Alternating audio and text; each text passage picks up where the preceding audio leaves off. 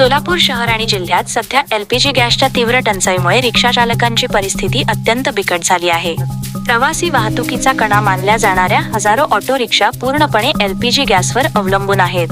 मात्र गेल्या काही दिवसांपासून गॅस पुरवठा विस्कळीत झाल्यामुळे अनेक रिक्षा रस्त्यावरून गायब झाल्या आहेत। शहरातील अनेक एलपीजी पंप बंद असल्याचं चित्र आहे, तर जे पंप सुरू आहेत तिथे लांबच लांब रांगा लागल्या आहेत। तासनतास प्रतीक्षा करूनही चालकांना गॅस मिळत नसल्याने मोठा संताप व्यक्त केला जात आहे। या गंभीर परिस्थितीमुळे रिक्षा चालकांच्या रोजच्या उत्पन्नावर मोठा परिणाम झाला आहे। अनेक चालकांना गाडी थांबवून घरी बसण्याची वेळ आली आहे, ज्यामुळे त्यांच्या कुटुंबावर आर्थिक संकट ओढावलं आहे। दरम्यान सोलापूर शहर व जिल्हा ऑटो रिक्षा संघटनेच्या वतीने राज्य शासनाकडे तातडीने हस्तक्षेप करण्याची मागणी करण्यात आली आहे।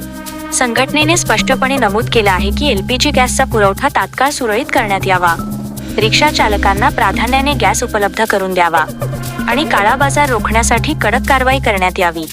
जर ही परिस्थिती लवकर सुधारली नाही तर येत्या काही दिवसांत सोलापूरमधील सार्वजनिक वाहतूक व्यवस्थेवर गंभीर परिणाम होण्याची शक्यता व्यक्त केली जात आहे। सोलापूरकरांसाठी ही केवळ एक अडचण नाही तर एक मोठं संकट बनत चाललं आहे।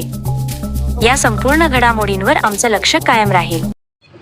सोलापूर शहर व जिल्हा ऑटो रिक्षा संघटनेच्या वतीने दिनांक 27/3/2026 रोजी माननीय जिल्हाधिकारी साहेब यांना आम्ही एक निवेदन दिलं होतं। त्या निवेदनामध्ये आम्ही असं नमूद केलं होतं की सोलापूर शहरामधले जे एलपीजी गॅस पंप आहेत ते पूर्णपणे बंद आहेत आणि मनमानी पद्धतीने ज्या काही पंप चालू आहेत ते मनमानी पद्धतीने दरच्या प्रति लिटर जे दर आहेत दरापेक्षा 50 रुपये जास्त दराने विक्री करत होते। त्या संदर्भात आम्ही कलेक्टर साहेबांना निवेदन दिलं।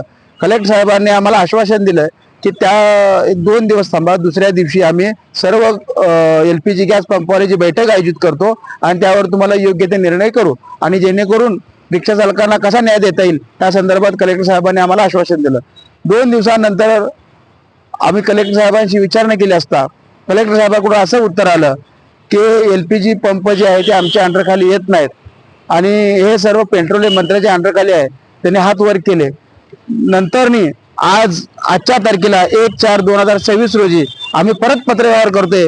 माननीय देवेंद्र फडणवीस साहेब महाराष्ट्र राज्य मुख्यमंत्री यांना आम्ही विनंती केली की साहेब सोलापूर शहर व महाराष्ट्रातील इतर सर्वच एलपीजी गॅस पंप बंद आहेत, जेणेकरून गॅस कसा मिळेल यासाठी आपण पाठपुरावा करावा। याकरिता आम्ही आज सोलापूर जिल्हाधिकारी कार्यालयाच्या वतीने फडणवीस साहेबांना पत्र दिलेलं आहे। येणाऱ्या उद्या 2 दिवसामध्ये सोलापूर शहरातील सर्व संघटना मिळून माननीय पालकमंत्री साहेब यांना आम्ही घेरावा घालणार आहोत।